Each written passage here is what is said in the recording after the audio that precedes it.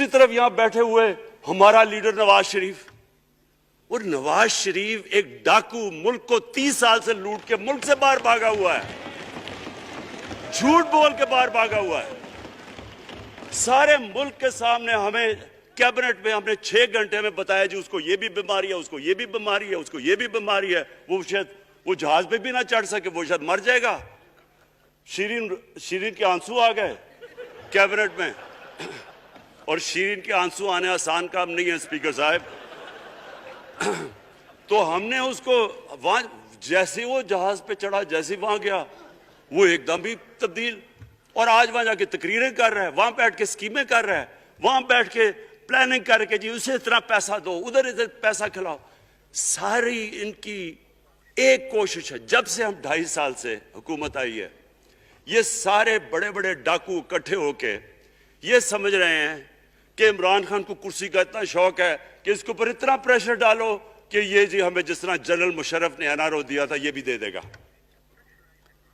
General Musharraf, فوج اس کے نیچے، عدلیہ اس کے کنٹرول میں، ساری میں کیونکہ میں ادھر ممبر پارلیمنٹ تھا اپوزیشن نہ ہونے کے برابر، جو اپوزیشن کے اندر جو مین آدمی تھا فضل الرحمان وہ اس کے ساتھ ملا ہوا تھا، وہ 2 نمبر ہمیشہ سے تھا،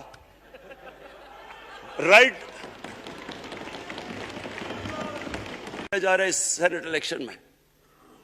اور مجھے حیرت ہوئی کہ الیکشن کمیشن کہتا ہے کہ جی یہ تو پتہ نہیں کوئی ہم آزاد انسٹیٹیوشن ہے یا میں ان کی کوئی آزادی کے اوپر لے رہا تھا، یا جی بڑا زبردست الیکشن، اچھا کہتے جی بڑا اچھا الیکشن کروایا۔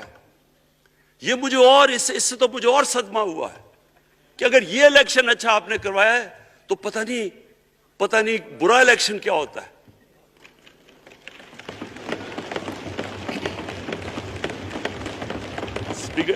اسپیکر صاحب یہ دیکھیں، مجھے یہ افسوس یہ ہوتا ہے کہ ہم ایک چیز سمجھتے نہیں ہیں۔ ہم کہتے ہیں نا جی ہمارے معاشی حالات بہت برے ہیں، دیکھیں جی ہماری ڈیفیسٹ تھے، یہ ہمارے کرنٹ اکاؤنٹ، یہ جو بھی ہم کہتے ہیں قرضے چڑھے ہوئے ہیں۔ یہ جو قرضے چڑھے ہوئے ہیں یہ ایک بیماری کے سمٹمز ہیں، بیماری کچھ اور ہے۔ اخلاقی طور پہ ہماری قوم کو تباہ کیا ہے، پھر معاشی تباہی آتی ہے۔ آج مجھے ایک ملک کا بتا دیں جس کی اخلاقیات اوپر ہو، جن کے مورل سٹینڈرڈز اوپر ہوں اور وہ غریب ہو، ایک ملک مجھے بتا دیں۔ اور کوئی ملک مجھے بتا دیں جتنا مرضی پیسہ ہو، وسائل ہو، سب کچھ ہو، لیکن وہاں کی بھی جو لیڈرشپ کرپٹ ہو وہ مجھے بتا دیں کہ اس میں خوشحالی ہو۔ دیکھیں یہ ساتھ ساتھ جاتا ہے۔ اس وقت کیا ہوا تھا مدینہ کی ریاست میں؟ کیا انہیں کوئی سونا تیل مل گیا تھا؟ کیا ہوا تھا کہ ان کے پاس کوئی پیسے آ گئے تھے؟ کیسے وہ اوپر اٹھ گئے تھے؟ کوئی انہوں نے قرضے لیے تھے؟ کس طرح اٹھے تھے اوپر؟ دنیا کے عظیم لیڈر نے ان کی اخلاقیات اٹھا دی تھی، صادق اور امین۔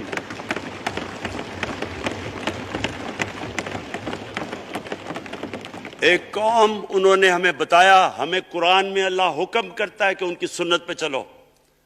اللہ جب ہمیں کہتا ہے ان کی سنت پہ چلو، کیا ہم اللہ کو کوئی فائدہ پہنچا سکتے ہیں؟ ہماری بہتری کے لیے کہتا ہے قرآن شریف میں، سب کچھ ہماری بہتری کے لیے اللہ نے، یہ تمہارے لیے بک آف گائیڈنس ہے ہمیشہ کے لیے، اور یہ ہماری بہتری کے لیے ہے۔ تو وہ جب ہمیں کہتا ہے کہ نبی صلی اللہ علیہ وسلم کے راستے پہ چلو، وہ ہماری بہتری کے لیے کہتا ہے۔ اور میں جس نے اس عمر میں ساری دنیا دیکھ لیا ہے، اسپیکر صاحب میں آپ کو بتاؤں مجھے تکلیف ہوتی ہے دیکھ کے، جب میں یہ مغربی ملکوں میں جاتا ہوں، اسکینڈینیویا میں، سوئٹزرلینڈ میں، آپ وہاں کے اخلاقی سٹینڈرڈز دیکھیں، ان کی مورل سٹینڈنگز دیکھیں، شرم آئے گی آپ کو کہ جو ہمارے ملک میں ہو رہا ہے۔ اور یہ جو سینٹ کا الیکشن ہوا ہے، آپ کو افسوس ہوگا کہ ہم وہ کس کی امت ہیں، ہم کس کی امت ہیں، کس کے نام پہ پاکستان کا مطلب کیا، لا الہ الا اللہ، اس پہ یہ ہمارا ملک بنا تھا۔ اور آج دیکھیں ایک کرپٹ آدمی، دنیا میں ثابت کیا ہوا کرپٹ آدمی آصف زرداری، دنیا میں اس کے اوپر لکھا ہوا ہے کہ مسٹر 10%، مضمون لکھے ہوئے ہیں، فلمیں بنی ہوئی ہیں اس کے اوپر. اور اس ملک میں لوگ کہیں جی ایک زرداری سب پہ بھاری، کیا کہ وہ رشوت دیتا ہے اس لیے سب پہ بھاری ہو گیا؟ کیا یہ ہے ہمارا ملک؟ دوسری طرف دیکھیں، دوسری طرف یہاں بیٹھے ہوئے ہمارا لیڈر نواز شریف. اور نواز شریف ایک ڈاکو، ملک کو 30 سال سے لوٹ کے ملک سے باہر بھاگا ہوا ہے، جھوٹ بول کے باہر بھاگا ہوا ہے. سارے ملک کے سامنے ہمیں کیبنٹ میں ہم نے 6 گھنٹے میں بتایا جی اس کو یہ بھی بیماری ہے، اس کو یہ بھی بیماری ہے، اس کو یہ بھی بیماری ہے، وہ شاید وہ جہاز پہ بھی نہ چڑھ سکے، وہ شاید مر جائے گا. شیرین کے آنسو آ گئے کیبنٹ میں، اور شیرین کے آنسو آنے آسان کام نہیں ہے اسپیکر صاحب.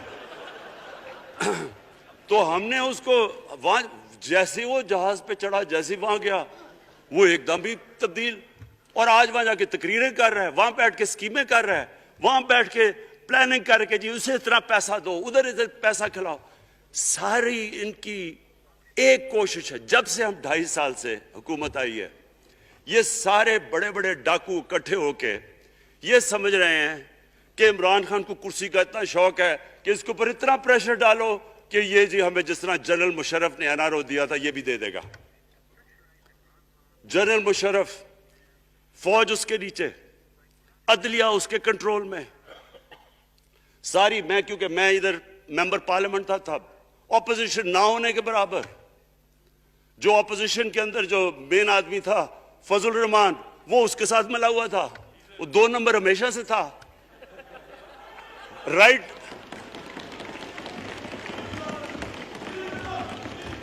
اور وہ آدمی جس کے پیچھے امریکہ ان کی جنگ لڑ رہا تھا، سب کچھ وہ ان کے پریشر میں آ کے ان دونوں کو NRO دیا. اور اتنا بڑا اس ملک کے اوپر اس نے جرم کیا ہے. ان دونوں نے آ کے NRO لے کے دونوں ہاتھوں سے ملک لوٹا. اس کے بعد دونوں نے اس ملک کے اوپر 4 گنا زیادہ قرضہ چڑھایا. اسپیکر صاحب، 6,000 ارب سے ہمارا قرضہ جو ٹوٹل لائبلٹیز 30,000 ارب پہ پہنچا دی. آج ہمارے اوپر کیا مسئلہ ہے؟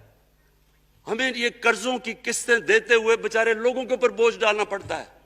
یہ جو مہنگائی ہے اس کے بعد میں بعد میں بات کرتا ہوں، لیکن میں پہلے یہ بات کمپلیٹ کر لوں کہ دیکھیں اسپیکر صاحب، میں یہ 2.5 سال سے تماشا دیکھ رہا ہوں.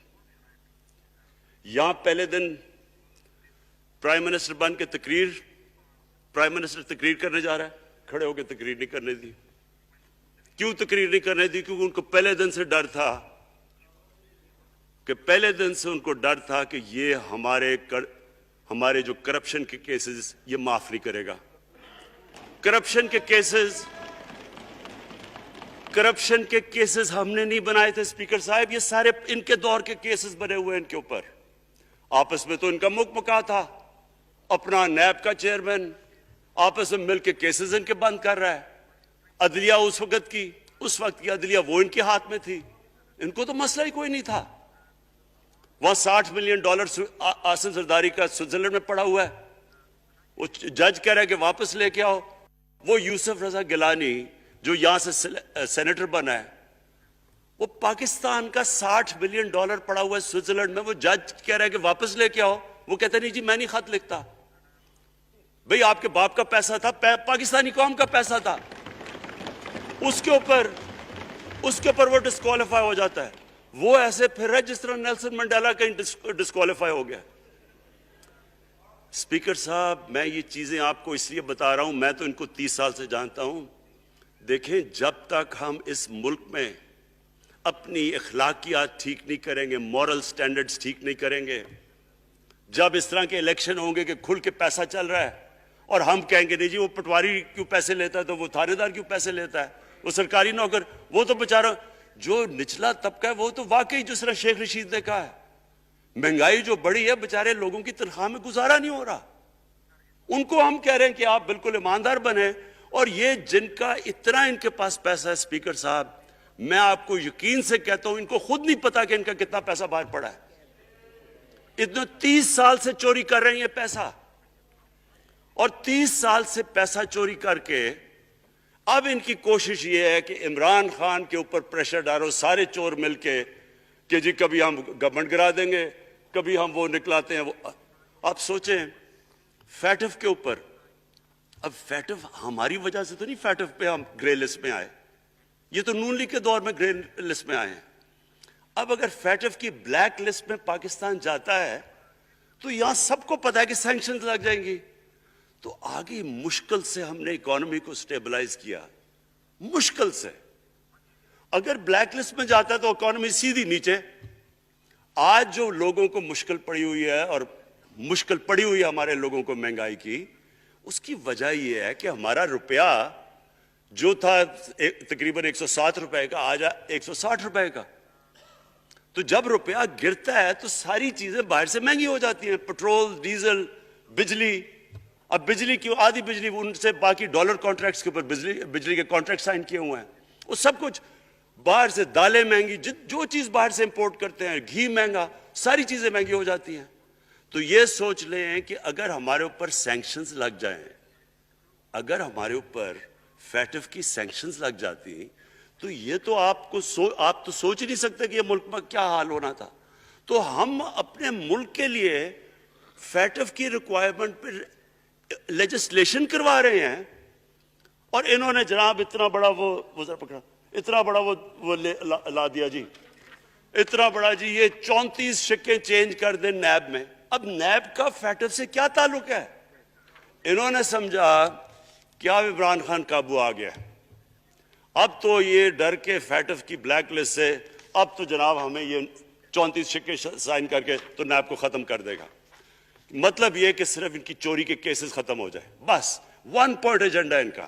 اور میں نے آپ کو پہلے دن یہاں سے کہا تھا، پہلے دن یہاں کھڑے ہو کے میں نے کہا تھا کہ ان کا صرف ون پوائنٹ ایجنڈا، میں ان کو جانتا ہوں، میں ان کو جانتا ہوں، جب یہ سارے اپوزیشن میں میرے ساتھ تھے، ان کا صرف ایک خوف ہے کہ یہ این آر او نہیں دے گا، لہٰذا اس کو اتنا بلیک میل کرو، اور اب فیٹف کے اوپر تو یہ پھنس گیا ہے تو اب اس سے لے لو، اس سے کنسیشن لے لو تاکہ نیب ختم ہو جائے۔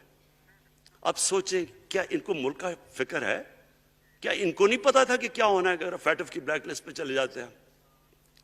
اس کے بعد انہوں نے جلسے کرنے کی کوشش کی، بڑا جی پبلک نکالیں گے ہم، مینار پاکستان کے اندر جلسہ۔ مینار پاکستان کا یہ جانتے نہیں، دیکھیں ان کے بھی آ گئے ایک شہزادہ ایک شہزادی جنہوں نے زندگی میں کبھی کام کیا نہیں ہے، نہ ان کو پتہ ہے کہ سٹرگل ہوتی کیا ہے۔ جناب مینار پاکستان خود ہی اخباروں کے اندر اپنے آپ کو پیسے خرچ کر کے اخباروں میں ذرا نمایاں کر کے جناب انہوں نے مینار پاکستان میں جلسہ کر لیا۔ اب میں تو جانتا ہوں مینار پاکستان، اور میں تو اپنے لاہور کو بھی جانتا ہوں، میں تو اپنے لاہور شہر کو بھی جانتا ہوں۔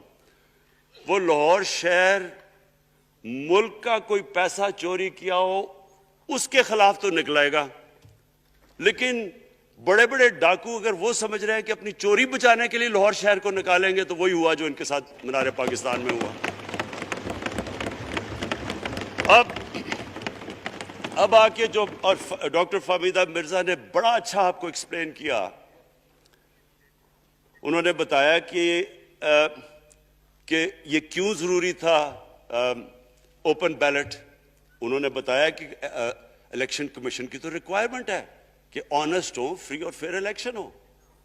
تو انہوں نے 2008 میں چارٹر آف ڈیموکریسی میں کہا ہوا ہے کہ جی اوپن بیلٹ ہونی چاہیے، دونوں پارٹیز نے۔ اور اس کے بعد ایک دم وہاں سے دونوں سب ادھر سے بھاگ کے اور کہتے نہیں جی خفیہ بیلٹ ہونی چاہیے۔ میں نے تب کہہ دیا کہ خفیہ بیلٹ کا ایک مقصد تھا، سارے مل کے کوشش کریں گے کہ حفیظ شیخ کو ہرائیں، اور وہ جو آدمی جیتا ہے پاکستان کا کرپٹ ترین آدمی۔ میں ایک چیز آپ کو آج کہتا ہوں، یوسف رضا کے آپ صرف ایسٹس دیکھ لیں، پرائم منسٹر بننے سے پہلے تھے اور اس کے بعد کیا ایسٹس ہیں، بس ایک چیز دیکھ لیں، کوئی آپ کو کچھ کرنے کی ضرورت نہیں ہے، آپ کو پتا چلے گا اس نے کیا کیا اپنے زمانے میں۔ تو اس کو لا کے یہاں بٹھا کے تو جناب انہوں نے سارا پیسہ لگا کے، اور ہمیں سب پتا تھا کیا ہو رہا ہے، اور اس کو جا کے جناب انہوں نے ہروا دیا حفیظ شیخ کو۔ اب کیا پیغام گیا سارے ملک میں؟ اس کا میں نے کیوں یہ آج ووٹ آف کانفیڈنس لی ہے، اس کا کیا پیغام گیا دنیا میں؟ سارے لوگوں کے سامنے اوپن ہارس ٹریڈنگ، لوگوں کو راتوں کو کال کر رہے ہیں، یا میں تو خاص داد دینا چاہتا ہوں، میرے ممبرز بیٹھے ہیں، خواتین بیٹھی ہیں جن کو کالیں گئی ہیں رات کہ جی 2 کروڑ سے ریٹ شروع ہوگا، ہم اب آپ کو آگے پیسے دیں گے. ان کو ساروں کو پیسے آفر کر رہے ہیں.